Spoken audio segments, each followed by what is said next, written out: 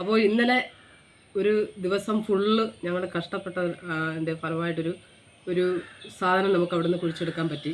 അത് വീട്ടിൽ കൊണ്ടുവന്നപ്പോഴത്തേന് ഒരുപാട് സമയമായി, ഇരുട്ടായിപ്പോയി. അപ്പോൾ ഞങ്ങൾക്ക് എന്താണെന്ന് തുറന്ന് നോക്കാനൊരു ഭയം ഉണ്ടായിരുന്നു. അപ്പോൾ എന്തായാലും നാളെ രാവിലെ ആവട്ടെ എന്ന് വിചാരിച്ച് ഞങ്ങൾ അതവിടെ മാറ്റി വെച്ചിരുന്നത്. അപ്പോൾ നമുക്കിതിനകത്ത് എന്താണ് ഉണ്ടായിരുന്നതെന്ന് നമുക്കൊന്ന് നോക്കാം. എല്ലാവരും എന്നോടൊപ്പം ഉണ്ടാവുമല്ലോ. അപ്പോൾ നമുക്ക് നോക്കാം.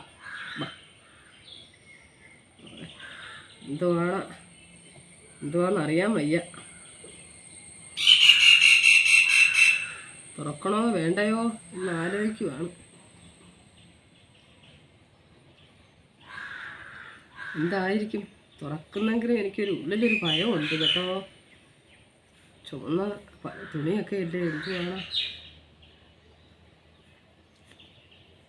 തുറക്കണോ?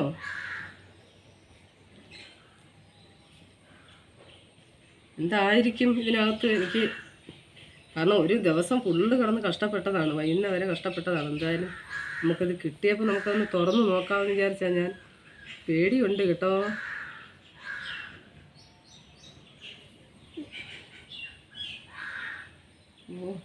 എന്തോ ഒരു ഉൾപ്പേടിയുണ്ട്. എന്നാലും നമുക്കതൊന്ന് തുറന്ന് നോക്കാം അല്ലേ.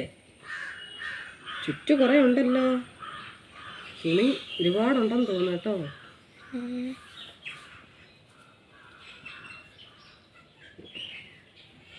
എന്തോന്നോ അങ്ങനെ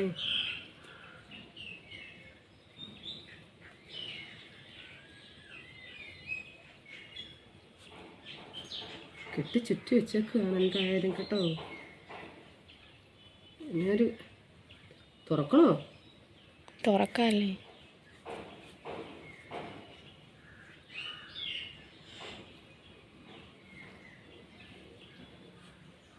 എന്തായാലും ഇതിൻ്റെ പുറകെ തിരിച്ചതാണ്. എന്തുവാന്ന് നമുക്ക് നോക്കാം.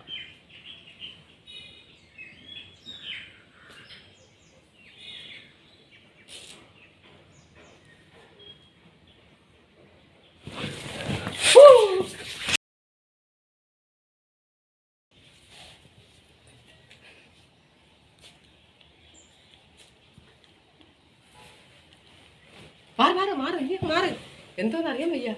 ഞാൻ ശരിക്കും പേടിച്ചു കേട്ടോ.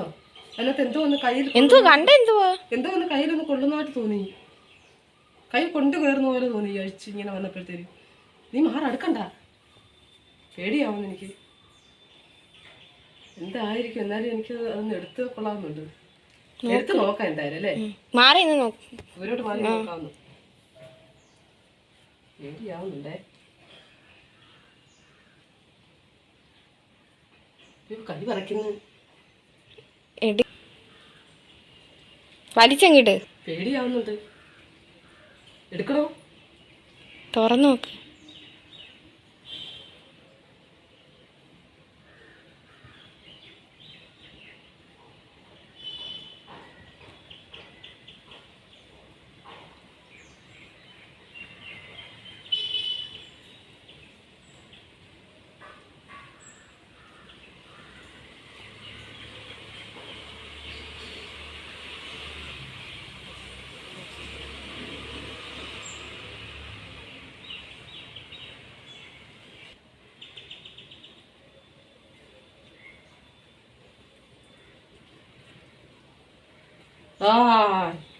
ഇതാണ് സാധനം.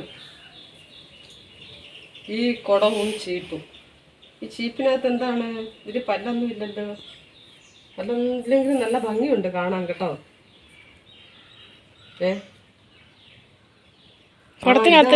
കുടത്തിനകത്ത് എന്തെങ്കിലും ഉണ്ടോ എന്ന് നമുക്കൊന്ന് സൂക്ഷിച്ച് നോക്കാം. എന്തെങ്കിലും അതിനടിച്ച് പൊടിയുണ്ട്. ഇതാണ് സംഭവം. കൊള്ളാമല്ലോ.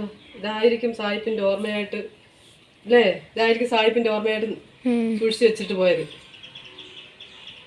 കൊള്ളാം. പൈപ്പ് കൊള്ളാമല്ലോ. അടിപൊളി. 7 പല്ല് കാണും. എത്ര പല്ല് പോയിട്ടുണ്ട്? ശരി, അപ്പൊ ഇതാണ് സംഭവം. ഇതാണ് വർഷങ്ങളായിട്ട് സായിപ്പും കുടുംബവും ശാസ്താംകോട്ട കായലിൻ്റെ തീരത്ത് അവരുടെ നല്ല നല്ല ഓർമ്മകൾക്കായി സൂക്ഷിച്ചു വെച്ചിട്ട് പോയിട്ടുള്ള നിധി എന്ന് പറയുന്ന സാധനം.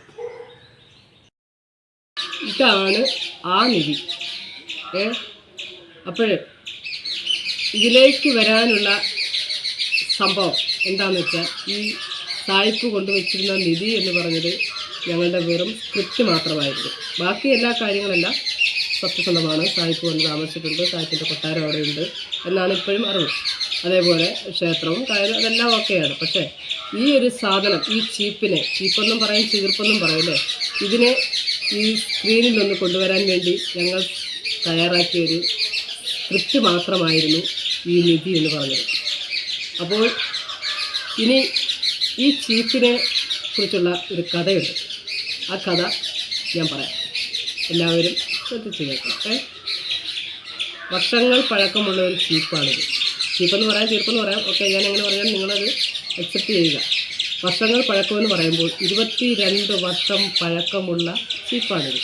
എന്ന് വെച്ചാൽ എൻ്റെ മൂത്ത ചേച്ചിയുടെ വിവാഹത്തിന് വെഡ്ഡിങ് പർച്ചേസ് ചെയ്തപ്പോൾ ഞാൻ എനിക്ക് വേണ്ടി എടുത്ത ഒരു ചീപ്പാണിത്.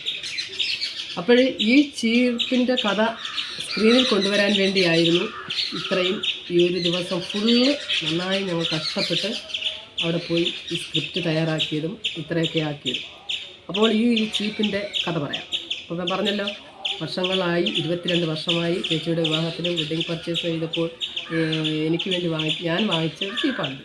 അപ്പം നമ്മുടെ ജീവിതത്തിൽ നമ്മൾ വർഷങ്ങളോളം, അല്ലെങ്കിൽ ഓരോ വർഷങ്ങൾ കഴിയുമ്പോഴും, മാസങ്ങൾ കഴിയുന്തോറും, ആഴ്ചകൾ കഴിയുന്തോറും, ദിവസങ്ങൾ കഴിയുന്തോറും നമ്മൾ ഓരോരോ സാധനങ്ങൾ വാങ്ങിച്ച് കൂട്ടാറുണ്ട്.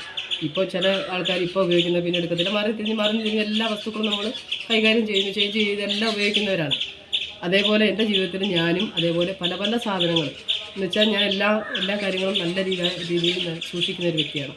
അപ്പം ഡ്രസ്സായാലും എന്ത് കാര്യങ്ങളായാലും. അപ്പോൾ ഇത് 22 വർഷങ്ങൾ കഴിഞ്ഞിട്ട് പോലും ഈ ചീപ്പ് ഞാനിപ്പോഴും സൂക്ഷിച്ച് വെക്കുന്നതിൻ്റെ കാരണം ഇതെനിക്ക് നല്ല കൈവഴക്കമുണ്ട്, തലയിൽ മുടി ചീകാനുള്ള വഴക്കമുണ്ട്. അതിനുശേഷം ഒരുപാട് ചീപ്പുകൾ വാങ്ങിച്ചിട്ടുണ്ട്, ഒരുപാട് ചീപ്പ് പല ചീപ്പുകളും വാങ്ങിച്ച് വീട്ടിൽ കൊണ്ടിട്ടുണ്ട്. പക്ഷേ എപ്പോഴും ഞാനിത് ഉപയോഗിച്ച് ചീപ്പായിരുന്നു, തല ചീകാറുണ്ട്.